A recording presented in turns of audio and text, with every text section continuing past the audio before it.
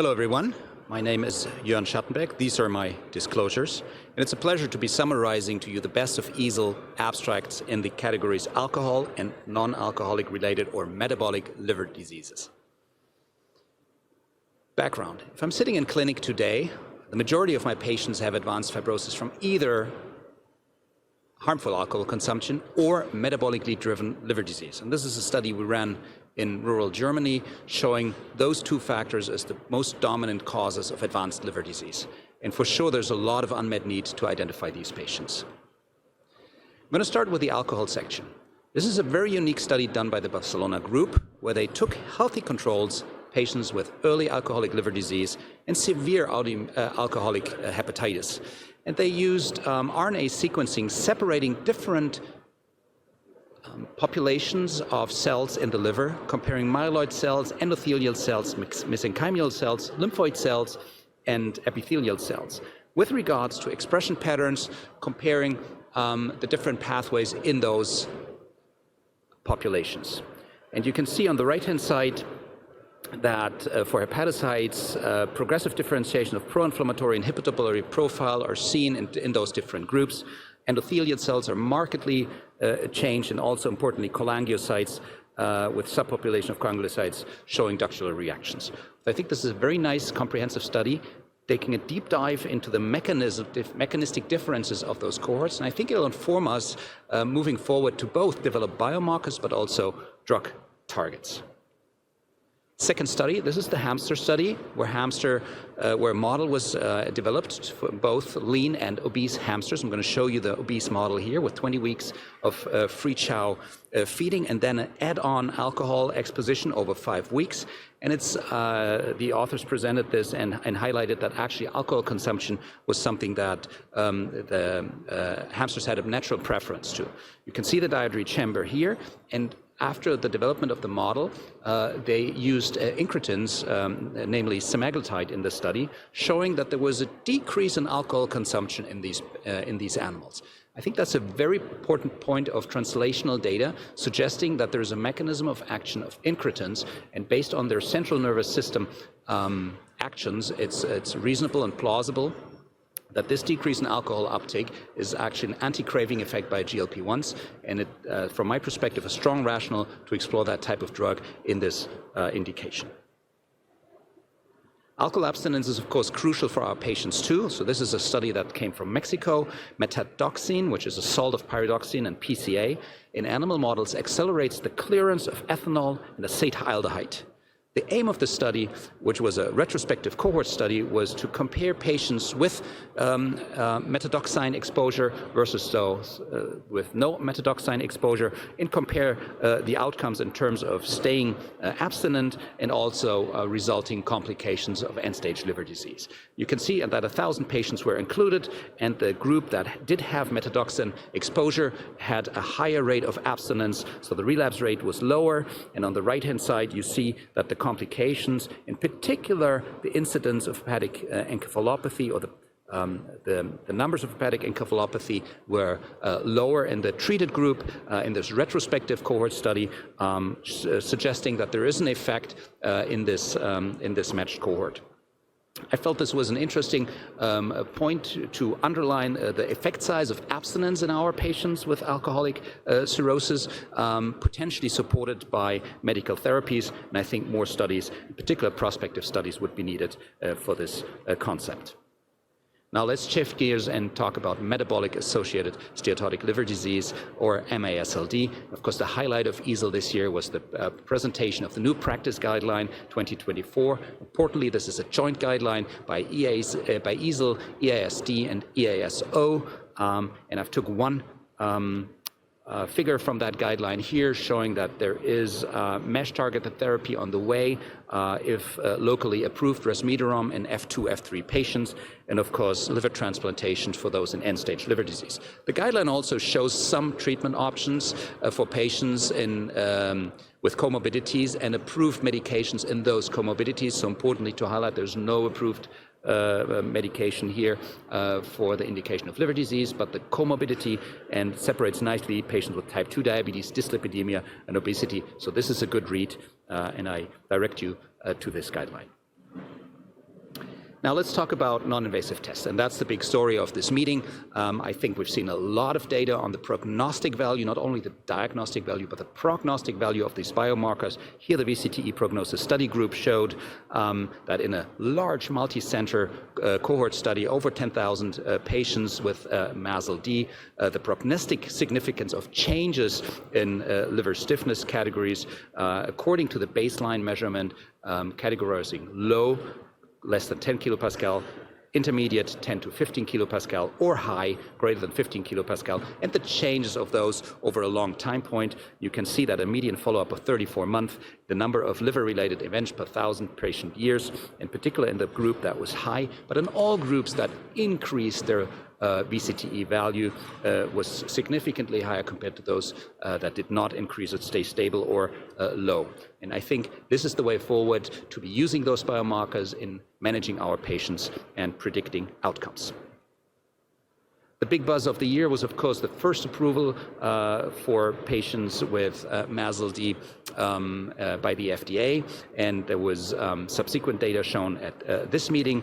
This is 2 abstracts that have been presented. Resmetirom, looking at the patterns of analysis based on the 52 weeks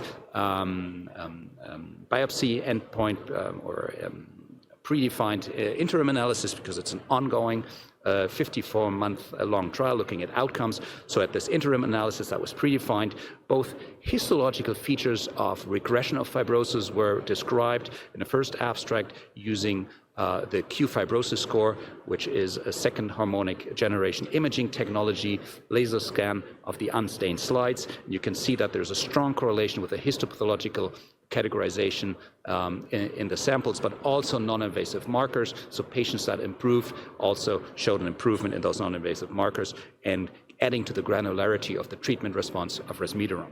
In a second abstract, the changes of VCT over time were shown, in particular the patients that dropped below the 10 kilopascal threshold. And I showed you this is the threshold that was critical to change your the probability to develop a liver-related outcome in the previous study. So it's reassuring to see that for both doses of resmetirom, this threshold was reached, while the placebo group actually over 36 months stayed above this threshold. Important information on the way forward on how to manage these patients and assess treatment response to resmetirom potentially. Another compound from the same class, so thyroid hormone receptor beta agonist, was shown. This is an early phase study, phase 2A study. The duet study design is shown here, 8 arms in total, and in 2 abstracts, the authors compared subgroups of treatment response. This is a phase 2A study with a non-invasive endpoint looking at relative change in MRI-PDFF on MRI, and you can see that across, in the first abstract, across the different subgroups, patients with hypertension, dyslipidemia, or diabetes, the treatment response was comparable to the overall response. And then the second abstract, actually very interesting, a biomarker that predicted treatment response, the so-called sex hormone binding globulin, SHBG, which is directly affected through thyroid hormone receptor beta signaling. If at 6 weeks there was a relevant reduction, relative increase of SHBG, you could see that the number of patients that did respond was at week 12 was significantly higher compared to those that did not show that increase at week 6. So you could potentially also have an early marker of treatment response. The field of FGF21 is a very exciting field. The FGF21s being a metabolic master regulator that's coming from the liver and having many extrahepatic effects, but of course also hepatic effects. It's an endogenous metabolic hormone that reduces liver fat and has effect on fibrosis. The downside is the native FGF21 has a fairly short half-life of minutes, and so to be able to use it pharmacological, there are modifications of that molecule required. There's a number of studies being shown. The first one I'm going to be showing you here is the 96-week data from the Harmony trial, which is a phase 2B study testing efruxifermin in 2 doses versus placebo. So efruxifermin is a long-acting FGF21 fusion protein with the FC part, and you can see it on the left-hand side of this slide. Trial design, interim, and the first data set that's been presented is the 24-week data, now 96-week data at this meeting, and you can see that for both the improvement in liver fibrosis by at least or more than one stage, or at least and more than two stage, was incremental compared to the previous reported results, in particular in the efruxifermin high group, adding another 10 patients that at the longer time point did show a response. So two things here to be described: durability of response, and by prolonging the treatment duration, repeating a biopsy, more patients respond, particularly in the high group.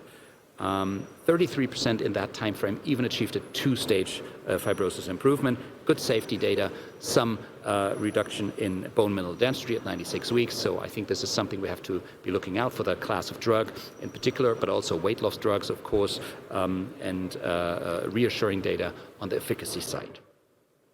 A second FGF21 agonist, pegozafermin, and this is a pegylated FGF21 agonist, was presented week 48 results from the phase 2b ENLIVEN extension study.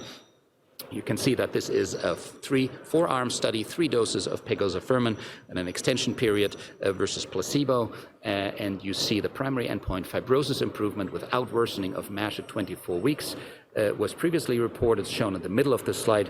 Now here, the extension, 48-week data, median relative reduction in liver fat compared to baseline. That response is also maintained. So it's comparing liver histology at week 24 with non-invasive markers at week 48. Improvement in non-invasive markers and inflammation are sustained. Good news for this type of glass, and it paints a round picture for the FGF21 agonists.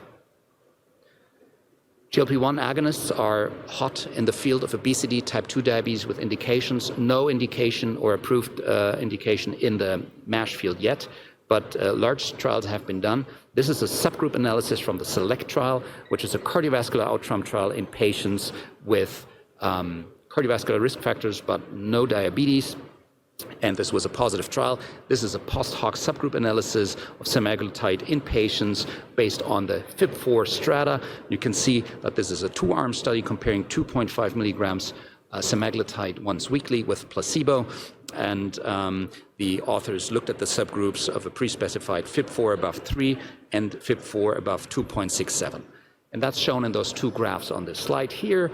The hazard ratio of the proportion of subjects receiving an event since randomization was significantly lower in the 2.4 milligram semaglutide group versus placebo, and the endpoint was a 3-point MACE in these patients. You can see that the same and even at a higher or lower hazard ratio effect was seen in the FIB-4 greater 2.67 group. Of course, here lower number of patients in this risk group. Overall, 21 reduction in 3-point MACE in this cohort. Robust and reassuring effects that even in patients at risk of advanced fibrosis, again, this is not a liver study, but a cardiovascular outcome study, so a priori low prevalence of advanced liver disease. But in this subgroup, there are some patients with high FIB-4, and here the benefits are maintained. Below the monoagonist, there's a lot of discussions and data shown on the dual agonist at this point. The dual agonist glucagon GLP-1 receptor survodutide was presented for the first time with histological data from a phase 2 study in this meeting. A very robust improvement in MASH fibrosis, shown on the left-hand side here in the 48-week trial with biopsy results up to 83% in the patient population according to the actual treatment, so meaning the patients that were in parts down titrated because of tolerance issues were then accounted to the dosing they actually received. Paired biopsy results shown only for both MASH resolution but also fibrosis improvement. And it's important to note that we've not seen fibrosis improvement for a GLP-1 monoagonist previously. Here, this dual agonist shows an improvement of fibrosis, reassuring, and phase 3 trials is planned. Another study looked at survodutide in compensated and decompensated cirrhosis. This is the patient population where we see the greatest unmet need. This is a safety study, open label phase 1, showing you part B, and there is a clear improvement of non-invasive markers of disease severity, reduction by liver stiffness, liver stiffness reduction measured by MRE, but also the ELF score in the child B categories, even receiving a 0.5 decrease compared to baseline in a relatively small patient cohort, but reassuring to see those NITs go the right way, suggestive of a benefit for the patient, and importantly also no additional safety signals. Twincretins, those data on tirzepatide showing good MASH resolution and greater than one stage fibrosis improvement along the same line. Pemvidutide, a dual glucagon GLP-1 agonist, was shown with non-invasive markers, improvement of FAST score comparing the patients with a high versus a low FAST score, and there was a significant higher conversion from high to low in the pemvidutide-treated patients, ranging between 60 to 75%, depending on the dose used at 24 weeks. A new MOA, transglutaminase inhibitors in MASLD, a phase 2a study, ZED 1227, small molecule inhibiting the extracellular tissue transglutaminase, and therefore affecting TGF-beta signaling. 4-arm study, short duration, 12 weeks, looking at non-invasive tests, precisely procollagen 3, pro-C3 fragments as a change versus baseline measures. Overall response in the entire patient population.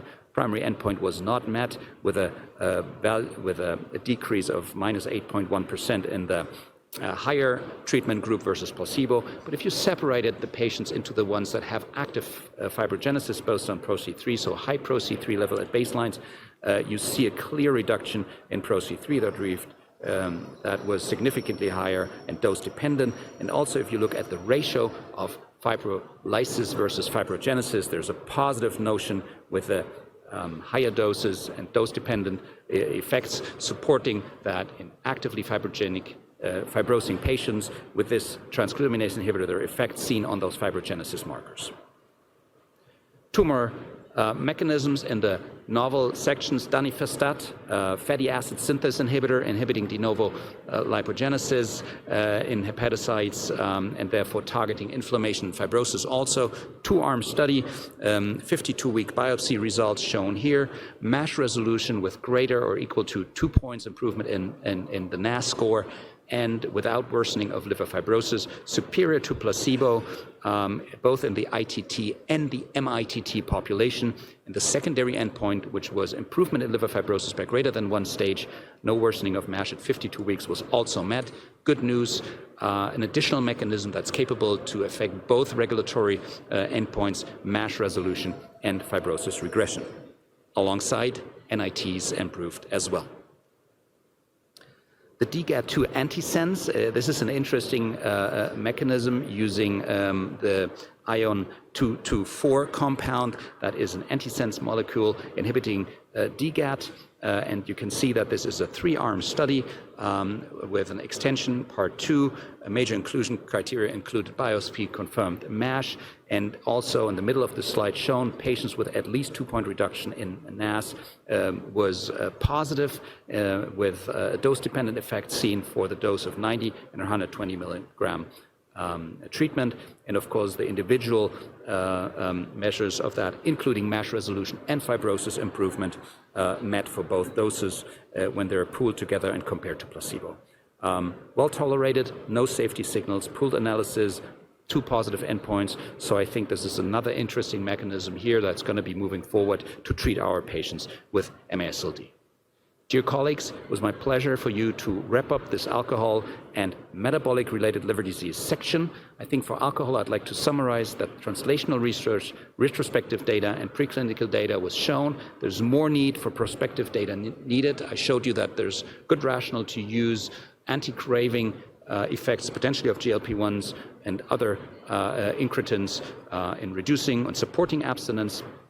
In the MASLD field, we saw a lot of clinical data, new guidelines released. The NITs are supporting the histological endpoints, so we're moving away from liver biopsy in the future in clinical trials. In clinical practice, that's of course already arrived. Multiple mechanisms are being explored. All seem to also affect fibrosis, which is the strongest predictor of outcomes in our patients. And even in MASH and cirrhosis, studies are anticipated. So I think the future looks bright for the field and our patients. And with that, I'd like to thank you for your attention.